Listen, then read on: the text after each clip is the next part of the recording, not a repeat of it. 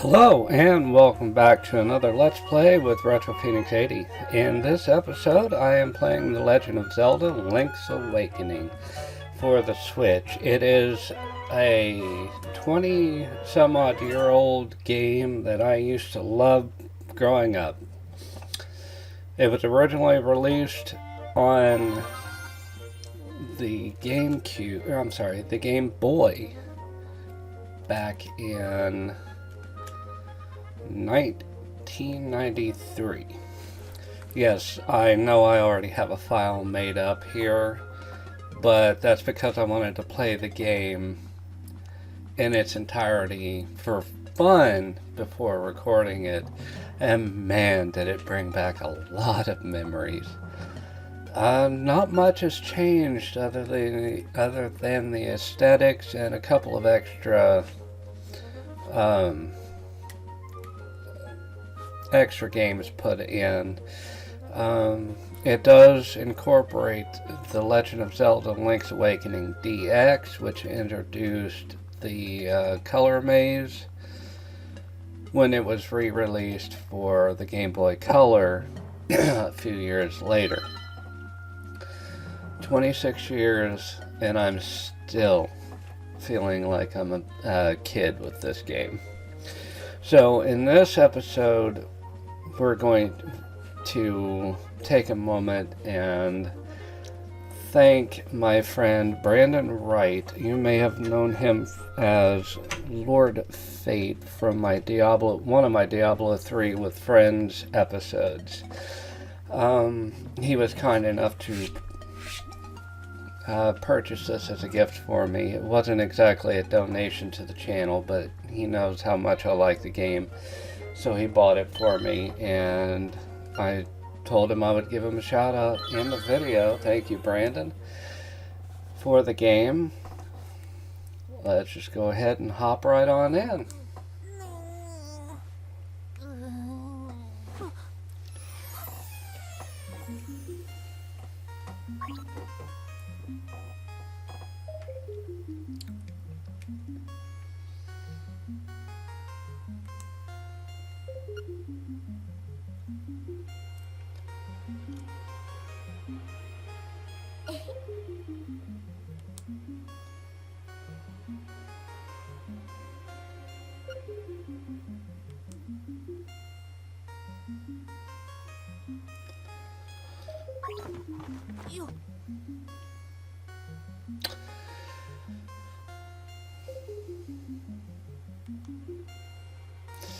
Alright, for those of you who do not know the game, you are basically, I believe this in the timeline occurs after A Link to the Past, because Link actually was leaving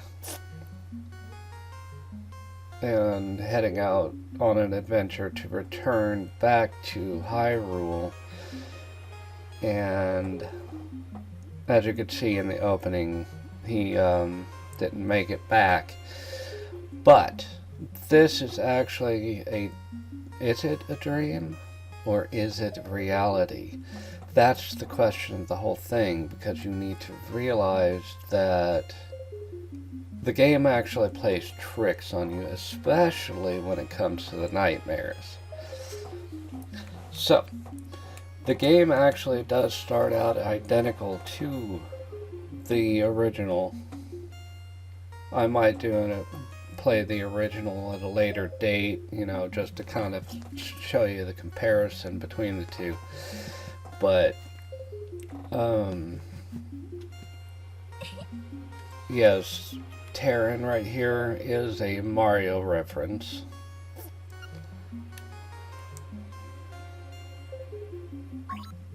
Okay, she's showing us how to get to the sword.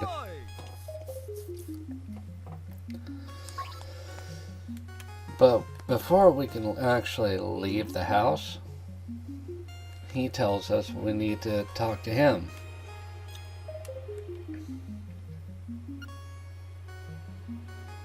And somehow he knows our name.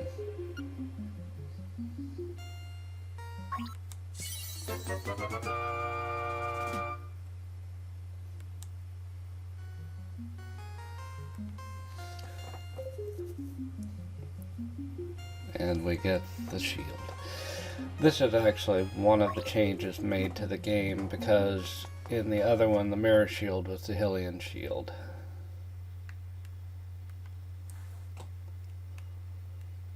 Right, we're off on our own adventure now. The map layout is identical to the original, which I'm glad for, because it helped me to, when I was going through this on my own, it actually helped me to remember a lot of things about the game. Yeah, let's keep going. And yes, just to prove, I am playing it on the Switch.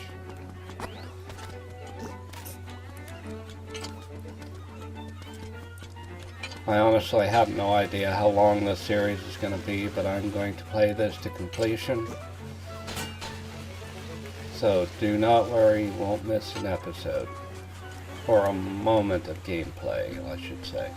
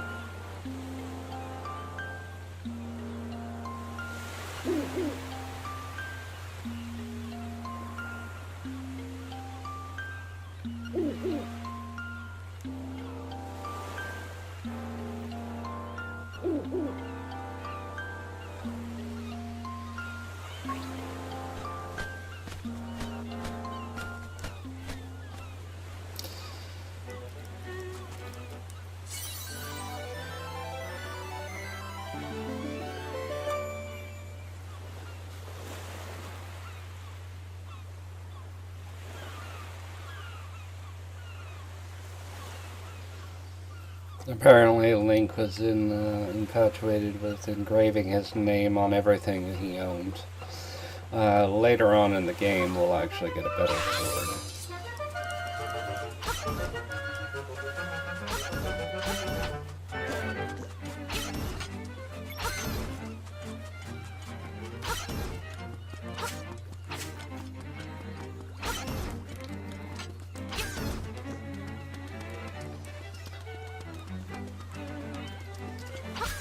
They also added another section to this game where you get to create your own dungeons. I'm not going to muck about with that too much, because, to be honest, it's kind of tedious and very... I don't know, I've just never been one for...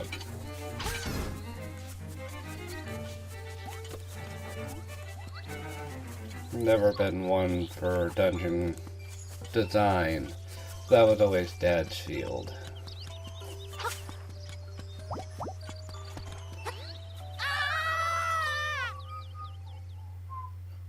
However, there are a couple of things we can go ahead and take care of while we're already here. One being getting this, a piece of heart.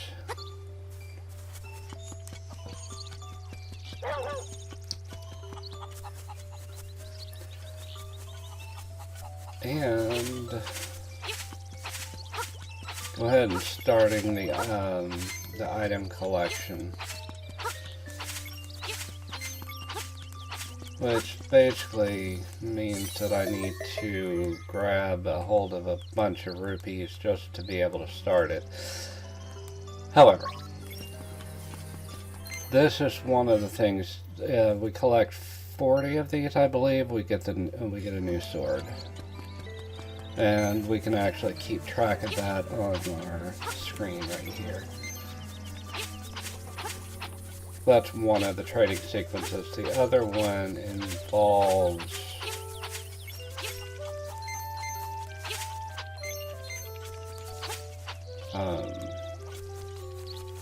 figurines from Super Mario game and placing them around town.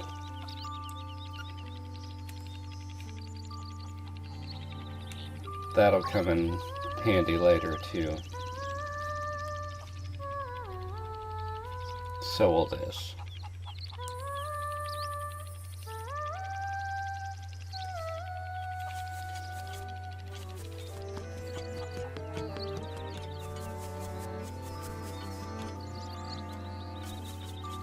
Okay, the Ballad of the Windfish will be the last song that we play, but it will be the first one we get. In here, after I get the power bracelet, are 2 items, one of them being the ocarina, which we need for the end game.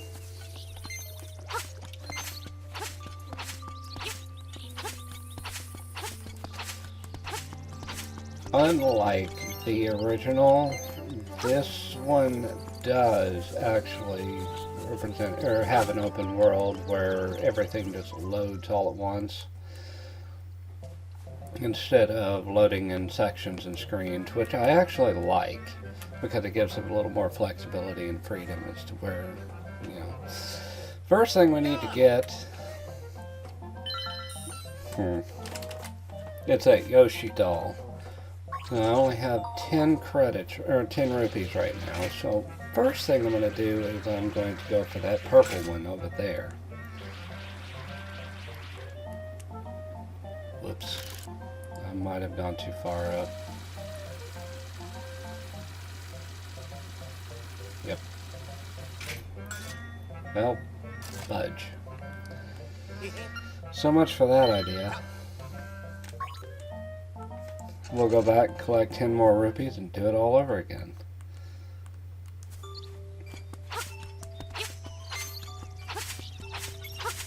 Now, by no means is this going to be a speed run, so it's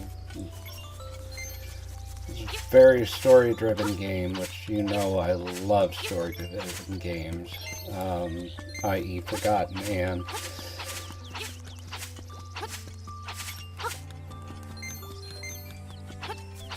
Toronbo, the entire Corandia series.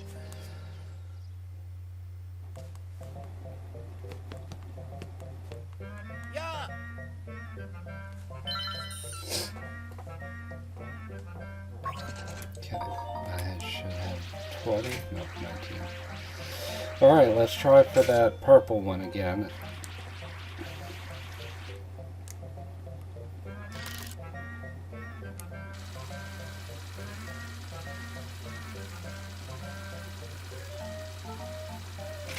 Got it.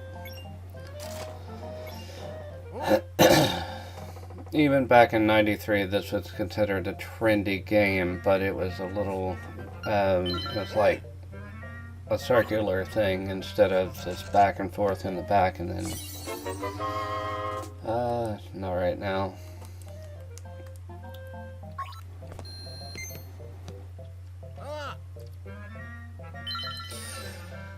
So we traded 10 in for 50.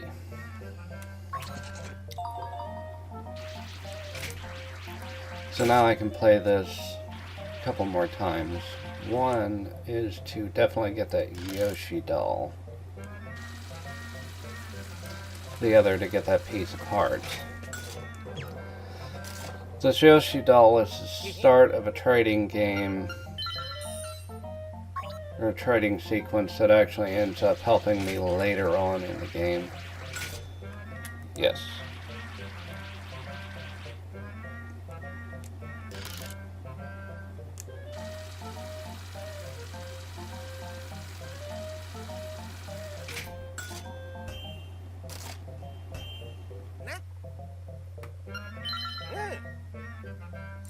We'll have to come back here 2 more times.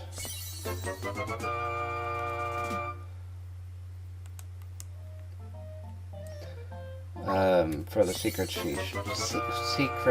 seashells. The Yoshi doll was actually part of the original as the start of the trading sequence. The rest of the figurines, however, are not.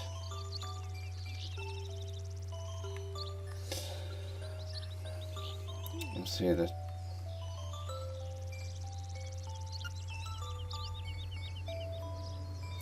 Notice the children around the town. You'll meet their parents.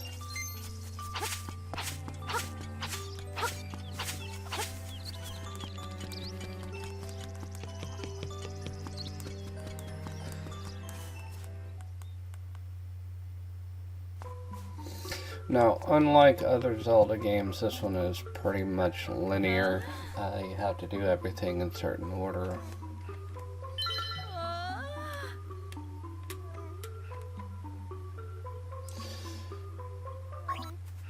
Yes.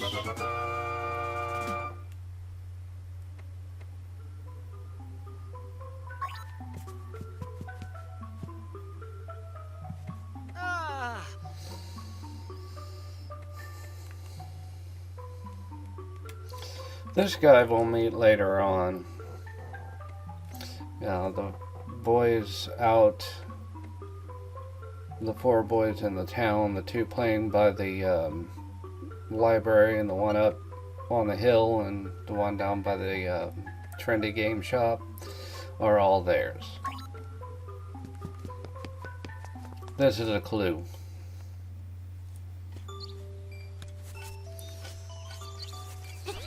Okay.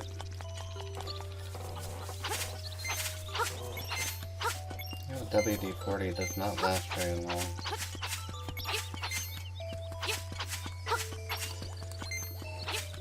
We'll need a lot of rupees later, so need to figure out if the shop has bombs yet or not. Bombs are very helpful. I'm just not sure when they show up in the game.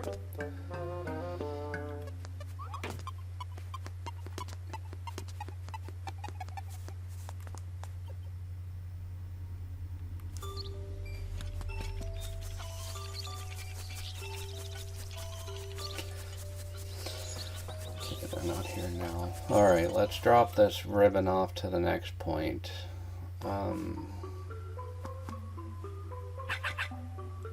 There's one more piece of heart, well, 2 more pieces of heart I can get before I even get to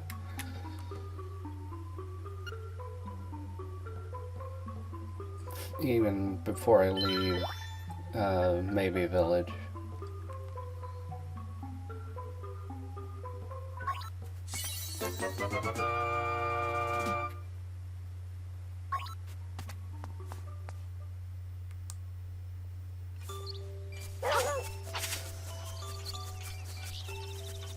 Okay, that actually goes, well, you'll see. That chain chomp will be important later. In fact, that's the only way to get into Dungeon 2. Let's go fishing.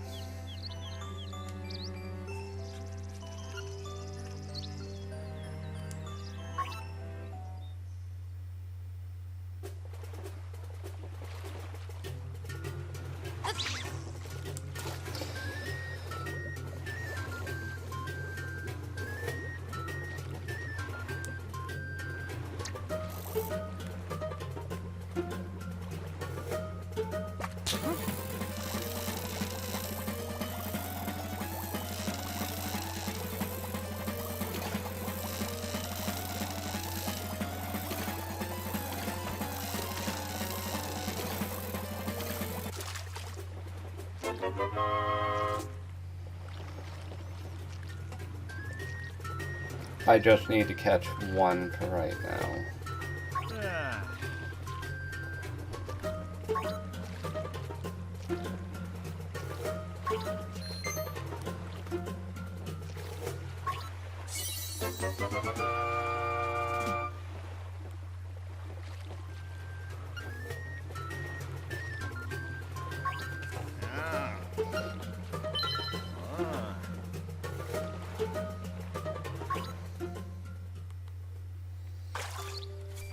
No, I'm not going to bore you with the fishing part.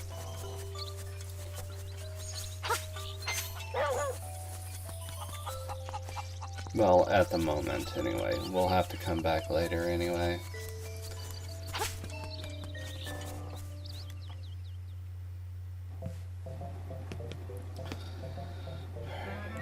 Let's go back into the Trinity game and grab a few more rupees.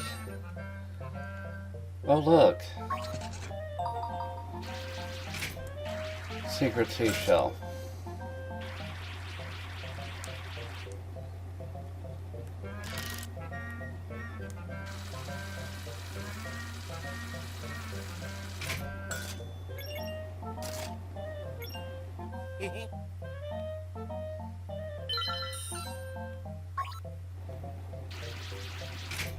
That's the first one. There's one that comes in again later in the game. Shit.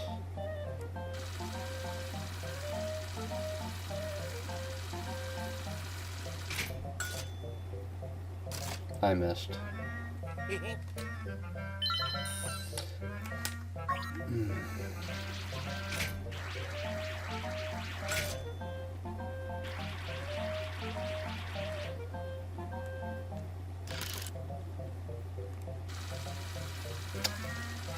It's gonna be close.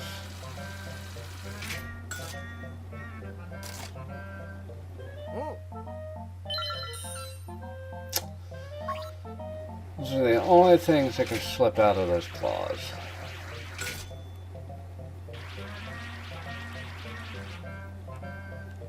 I actually came down here to quickly make some money so I can go ahead and buy that other piece of part in the shop, but unfortunately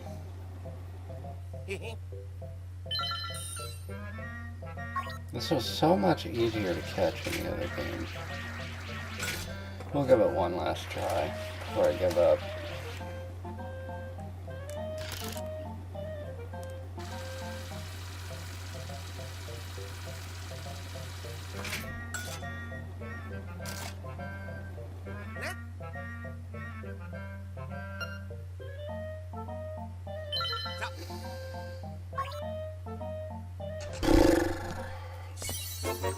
Just like a real claw game.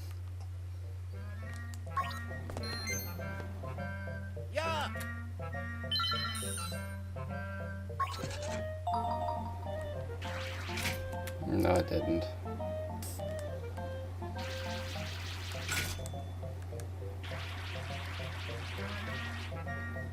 Fudge.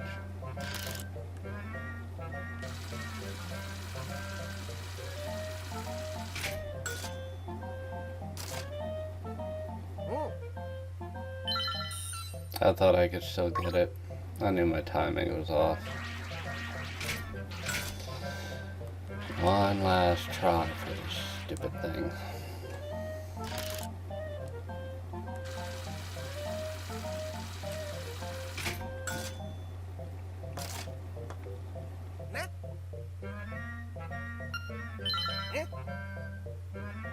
Finally.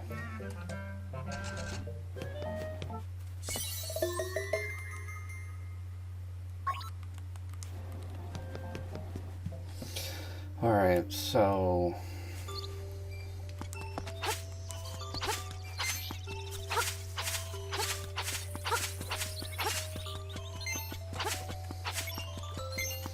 I could spend the next couple of hours farming gold or farming rupees, but I'm not going to, so.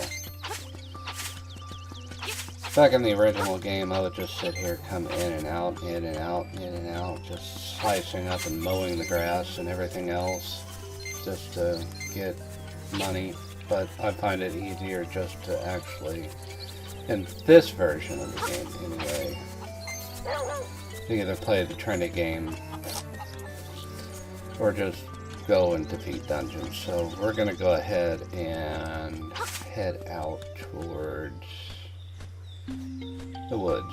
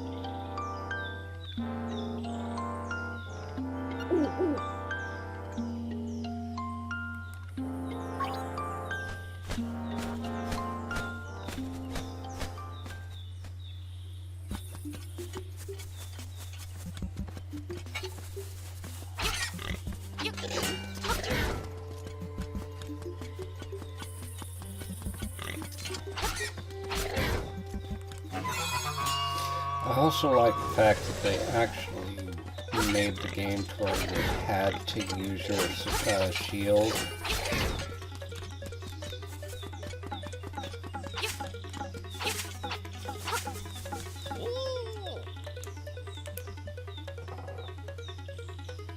Oh, yeah, that raccoon.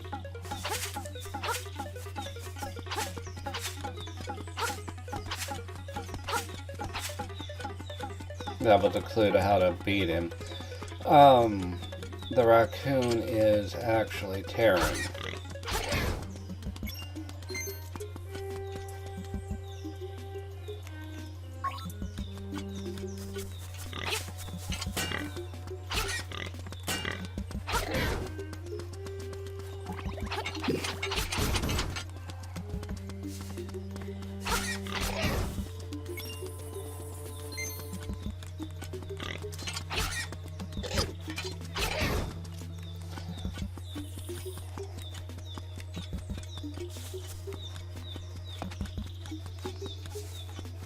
Okay, we don't need to be here just yet. We don't have the item that'll help us get across that.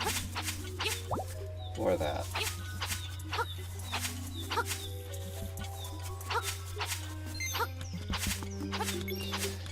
Funny thing is that in the original, I do not remember this at all. That fairy fountain being there.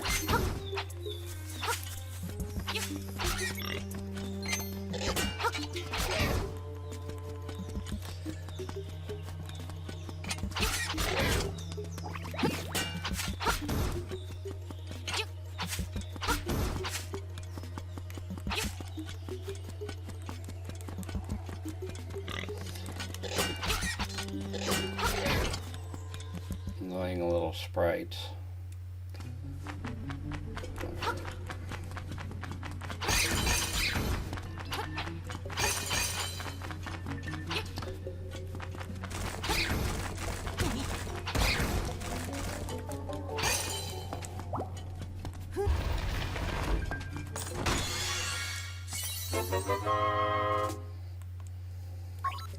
Well, that was craptastic.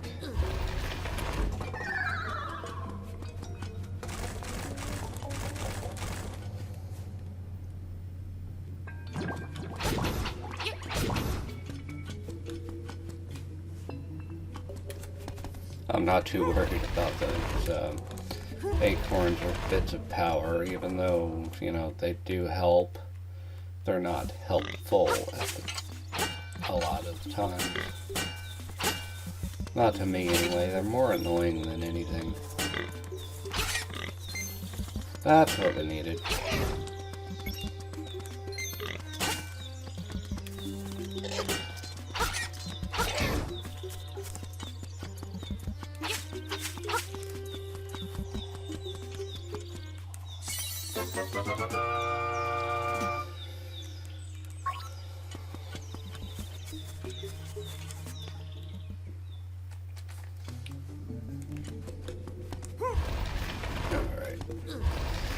Now we gotta traverse back to this thing.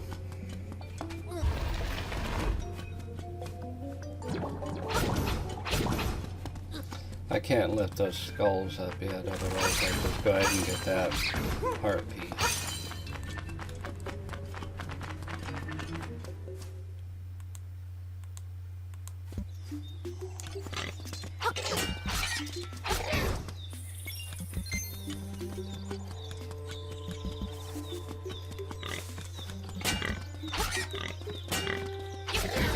Alright, now we have to go back around to that one place I told you we weren't ready for yet. Now that I have the mushroom,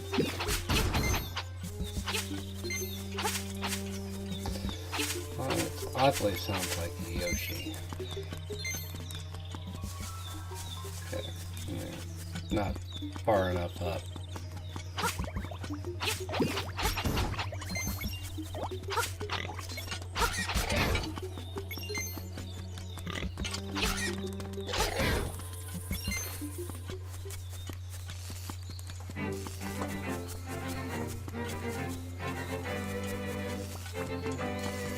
So we can't get that piece apart either.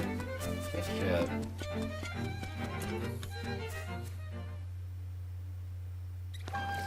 There's where we need it.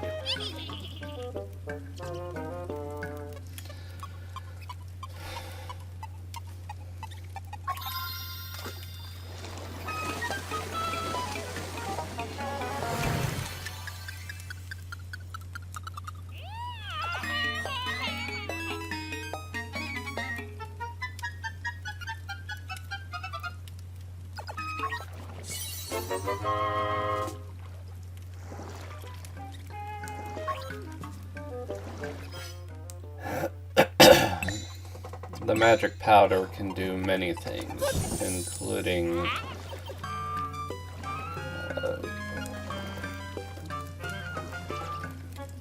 what the lantern can do.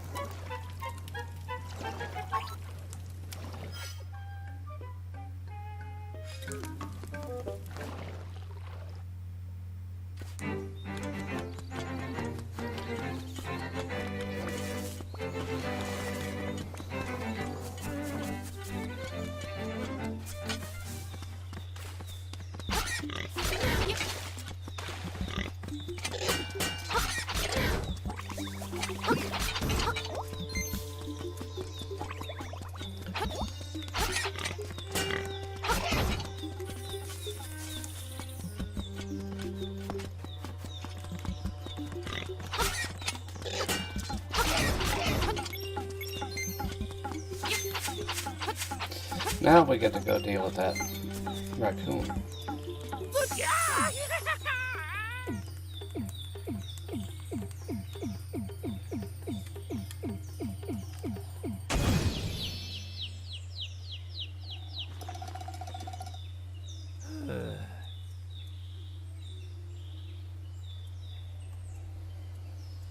See, what happened was Terran ate one of those sleepy toadstools.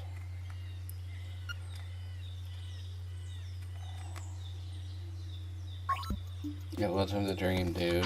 And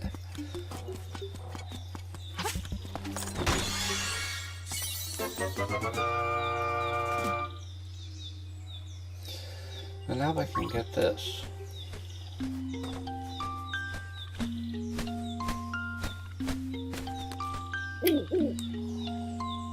See, had the raccoon been there, then we wouldn't have been able to get it.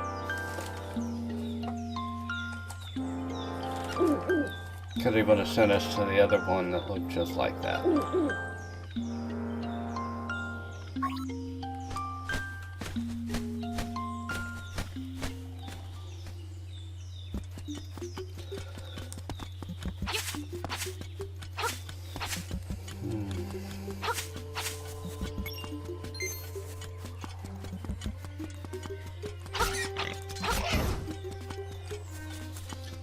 Alright, so there are a few more things we can do on our way to the Tail Cave.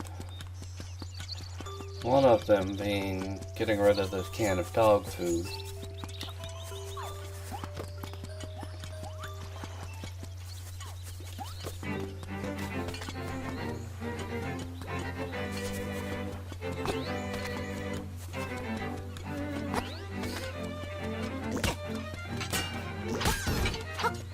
Tail Cave is that way, but I wanted to take a detour to the beach first.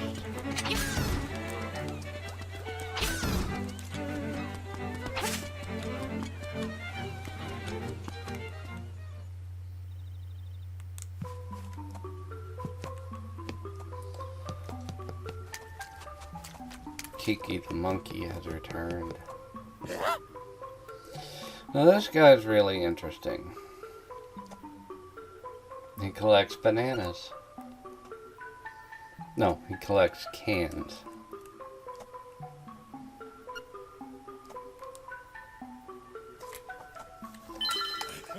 And he is very adamant about it.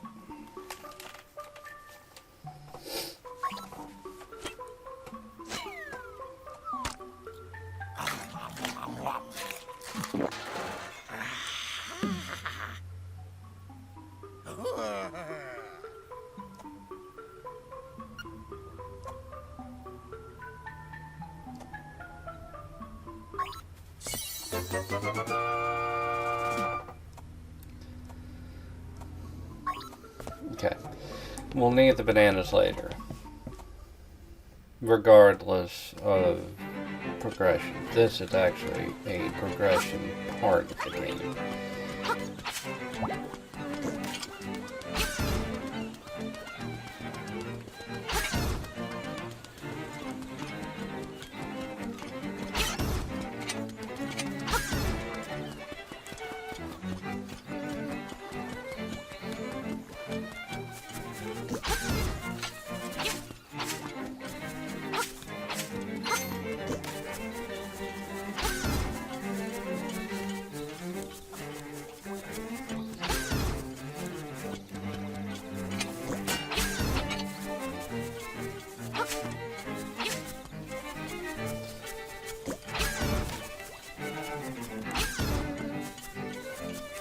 I kind of knew I was going to get fired upon there.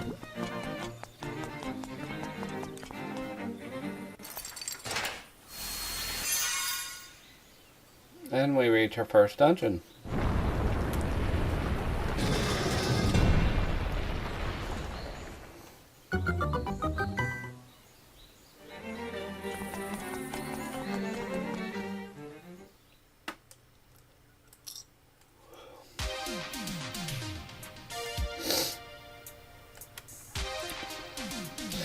And this, ladies and gentlemen, is where I'm going to stop our first episode of The Legend of Zelda Link's Awakening. If you liked it, hit that like button. Love it. Share it. Subscribe if you wish. And as always, ladies and gentlemen, I will see you in the next video. Later.